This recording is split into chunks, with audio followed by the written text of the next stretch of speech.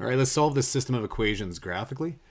So what we want to do here is we want to rewrite each of these equations in the form y is equal to mx plus b. Oh, that's supposed to be plus b.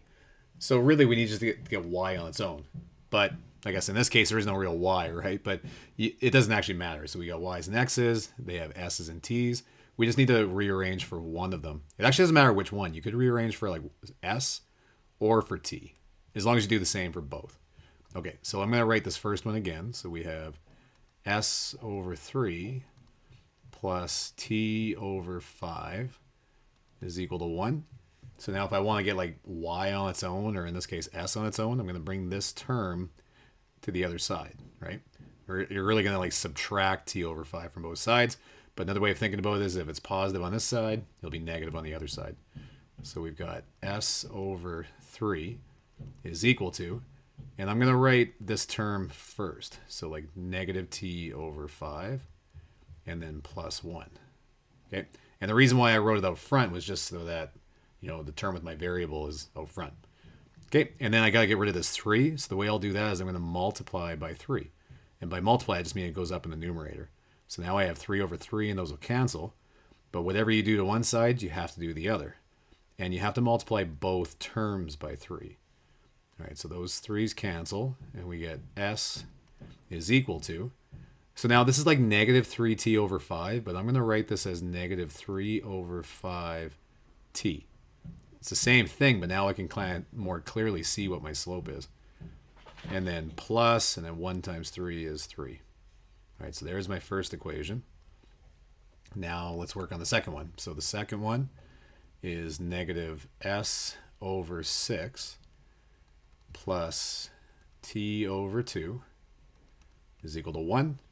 So I'll bring this term over.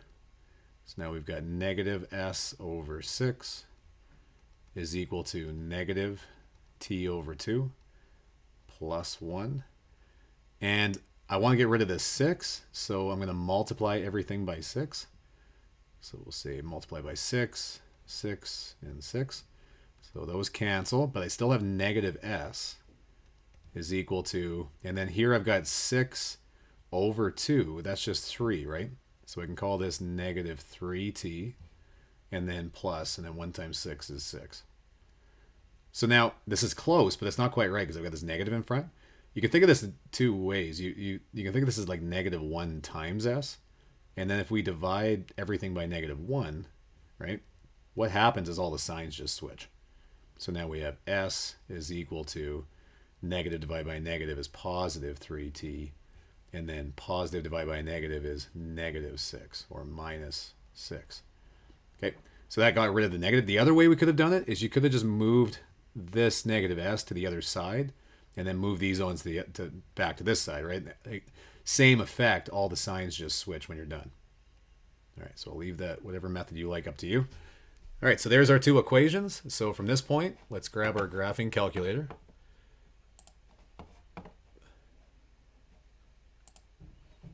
Clear out anything you had in it. So now we're back to y's and x's in the calculator though. So this will be, our first equation was negative 3 over 5. And then you don't write t, you write x plus 3. So that's our first line. And our second line is 3t, or 3x, minus 6. Okay, and then from there we can graph. My window is very strange, so if you're in like some old window that you were in, I'm going to go zoom. And I just want to go back to standard, so I'm going to go zoom 6. And that kind of brings me back to a normal one, so there you go. It's where they cross is where I'm interested, so I'm going to use my calculate function. So second, calculate, and then intersect. And then it just says first curve, so anywhere on this curve, it doesn't really matter. And then second curve, yep, it's that red one. So enter, take a guess. Yes, I want to take a guess. So it's at 2.5, comma. So as I say that, we just need to be careful because x is 2.5, right? But if you think about what x is in our context, our x was actually our t, right? That was our t right here that we were graphing. Okay, so that's 2.5 for our t. And then our s, right? Our s is like our up and down, and that would be 1.5. So these will actually be kind of maybe backwards the way I graphed it from what yours would be.